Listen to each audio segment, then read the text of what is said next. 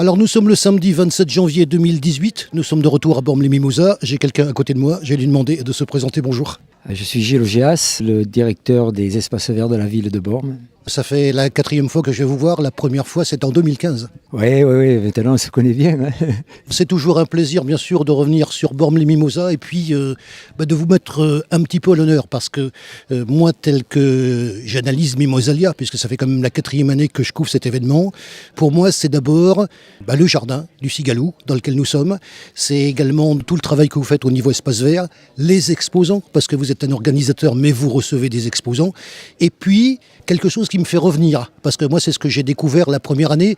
Permettez-moi de vous dire que je garde en mémoire quand même quelque chose, c'était en 2015, c'était le thème des agrumes, parce que ce qu'il y a de particulier, c'est le thème. On va parler du thème qui change chaque année. Oui, tous les ans on cherche un nouveau thème. C'est pas, je l'ai déjà dit, c'est très compliqué parce qu'on est en hiver et que en général on appuie nos thèmes par un décor éphémère et que ce décor, à cette époque-ci, c'est difficile de trouver des fleurs, des plantes qui sont suffisamment belles pour présenter un joli décor. Donc c'est toujours le challenge, le plus compliqué. Donc maintenant, à partir de cette année, on a décidé de ne plus lier les deux, c'est-à-dire de faire un thème, mais ne pas forcément derrière faire un décor ou des conférences qui se rapportent à ça. Donc ça sera plus simple dorénavant pour nous. Ce que je vois au niveau de Mimosalia, et en précisant que bien sûr cette manifestation se tient sur 2 jours, le samedi, le dimanche. On vient vous voir le samedi parce que le dimanche on sera sur la garde. Alors, niveau météo, comment ça se passe cette année ? Ça aurait pu être pire, on va dire, parce que c'est pas trop mal. On a eu cette pluie qui est venue là il y a pas longtemps, mais je crois que ça va s'améliorer et on va avoir un beau reste de week-end, quoi. Un beau dimanche en tout cas. Cet après-midi, je crois que ce sera pas trop mal quand même. On va revenir bien sûr les origines de Mimosalia, même si on a déjà évoqué cette question. Comment cette manifestation est née ? Combien d'éditions ? On en a combien maintenant ? Je crois qu'on est à la 21e ou 22, je ne sais plus trop. On est dans ces eaux-là en tout cas. Et donc ça marche toujours autant ? Ça marche toujours autant, oui. C'est toujours un rendez-vous incontournable pour tous ceux qui aiment les plantes quand même. Je pense qu'on connaît maintenant Mimosalia, même à Toulon, dans le Var. Je pense qu'on y est un petit peu pour quelque chose. Oui, et au-delà, bien sûr, parce que disons qu'on vient de Nice ou de Marseille à Nice, quoi, à peu près, quoi.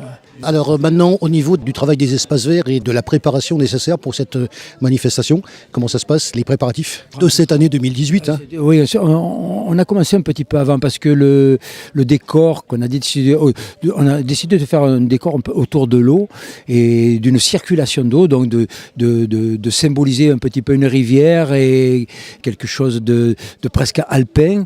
Et donc on s'y est pris un peu à l'avance, une semaine à l'avance pour pouvoir assurer et être sûr de ne pas se tromper, quoi. Alors le décor, je suis passé devant, bien sûr, toujours aussi beau, voilà.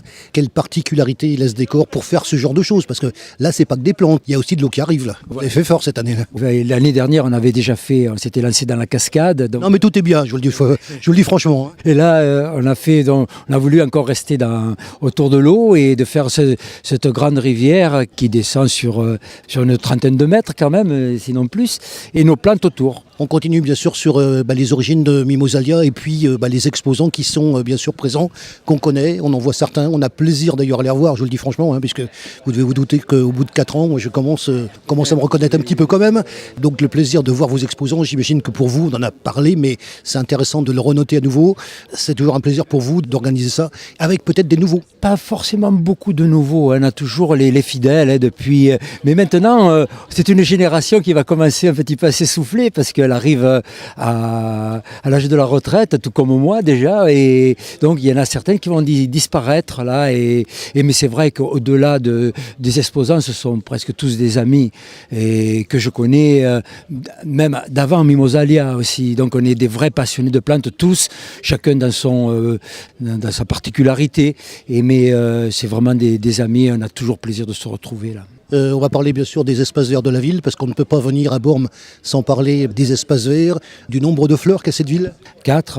Eh oui, ça tombe pas comme ça, c'est parce qu'il y a un peu de travail derrière quand même. C'est le label 4 fleurs qui est quand même pas décerné à n'importe qui. Puis on a cette fleur d'or qui récompense les meilleurs des 4 fleurs encore. Il ne faut pas oublier qu'on est aussi, on a eu la médaille européenne des villages fleuris aussi, ce qui n'est pas rien. Et qu'on a aussi le Grand Prix de la diversité végétale, et tout ça remis par le ministre du Tourisme en général. Il faut parler d'un autre parc également. Alors, nous sommes ici dans le parc du Sigalou, qu'on connaît bien. Il y en a un autre aussi. Oui, Gonzalez, donc, est dédié à la flore australienne, entièrement dédié à la flore australienne, ce qui est... Un petit rappel, combien de surface? C'est pas si grand parce qu'on l'appelle parc, mais en fait c'est un jardin. On pourrait l'appeler plutôt un grand jardin. Il y a 4000 mètres en gros, pas plus. Mais seulement, dans ces 4000 mètres, il y a 550 variétés de plantes quand même, différentes.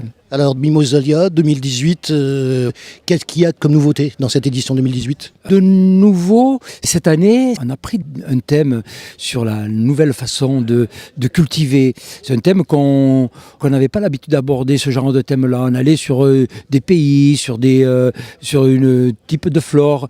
Mais là, on reçoit Pierre Rabhi quand même, ce qui n'est pas rien. On attend 1000 personnes ce soir à la conférence, mais on a au moins 4000 demandes. On reparle également des gens qui viennent vous voir, parce que ça se déplace d'où à peu près? Je parle des à la fois des exposants et de ceux qui viennent visiter la manifestation. Oui, la manifestation, c'est toute la région, pas qu'à, on va dire, en gros, même si, bien sûr, comme nous, on reçoit aussi des gens de toutes parts, de Lyon, de Paris, qui ont leur maison. Il y en a certains descendent spécialement pour Mimosalia. Après, les exposants, eux, on en a de presque toute la France, quoi, pratiquement. Mais bon, on va dire que la plupart viennent de la moitié sud, on va dire, de la France. On va parler bien sûr d'un élément très important. On y participe d'ailleurs, vous le savez, puisqu'on a pris un groupe, donc groupe Fête et Foire dans le 83. Votre manifestation a été annoncée, bien sûr. J'en profite aussi pour dire que le Corso Fleuri, auquel je ne m'intéressais pas spécialement au niveau reportage, a été annoncé dans ce groupe. Je tiens quand même à vous le dire, parce que c'est quand même pas rien non plus, le Corso Fleuri de Bormes-les-Mimosas. J'imagine que c'est quand même quelque chose, on l'évoque un petit peu. Oui, encore que c'est pas trop dans mon domaine, même si c'est le Corso Fleuri. Mais oui, on en parle quand même, on est quand même à Bormes. Mais bon, il faut rappeler que c'est un des plus vieux corso fleuris de France quand même, et un des premiers en tout cas, et qu'il attire toujours énormément de monde. On sait très bien que Bormes, c'est les mimosas, donc la fleur principale de tous les chars, c'est le mimosa, plus bien d'autres choses, bien sûr. Ouais. On parle de cette fleur justement qui est spécifique, qui donne d'ailleurs le nom à cette ville. Comment ça se passe? La culture, c'est stable? Comment ça se passe au niveau de cette fleur? Puisqu'on ne connaît pas grand-chose, alors l'occasion d'apprendre des choses en même temps. On va essayer de dire ça autrement, parce que en fait le mimosa... Oui, apprenez-moi, j'adore ça. Le mimosa à Bormes, c'est pour ça que ça s'appelle Bormes-les-Mimosas, c'est pas une culture, il est pratiquement chez lui, c'est-à-dire qu'il vient spontanément. Et donc on le retrouve dans toutes les collines, là où c'est pas trop sec bien sûr, mais il est de partout. Après, bien sûr, on a Julien Cavator qui maintenant a pris le relais de son père et qui est le spécialiste aussi du mimosa, qui perpétue aussi cette tradition, qui est bien borméenne et qui est toujours le détenteur de la collection nationale du mimosa. Alors j'imagine qu'en dehors du parc du Sigalou, parce qu'il faut parler de la manifestation dans son ensemble, il y a aussi des choses devant l'office du tourisme, puisque maintenant on connaît bien.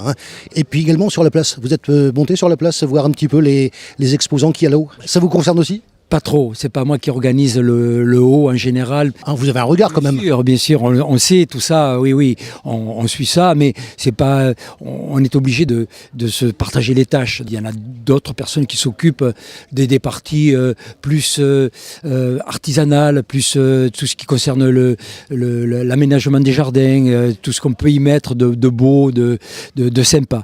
Nous ici, c'est purement la plante, que la plante. Moi j'ai fait bien sûr, comme à chaque fois, le tour. C'est toujours aussi beau avec tout ce qui est devant, dans le bas du Sigalou. On est toujours dans le cœur du village malgré tout. Même, on est à l'espace restauration. Oui, restauration, voilà, toujours... On parlait un petit peu des exposants qui sont justement à cette zone-là. Dans cette zone-là, on a Dino, c'est un personnage, quoi, et Pelizaro, qui est le spécialiste des plantes tropicales, qui déniche toujours des plantes, on ne sait pas où il va les chercher, qui a une compétence incroyable, quoi, et à lui seul, c'est une bibliothèque. On a des agrumes à côté, parce qu'on en parle de lui aussi. Comment il s'appelle? Rune, c'est Patrick Brocard, qui est...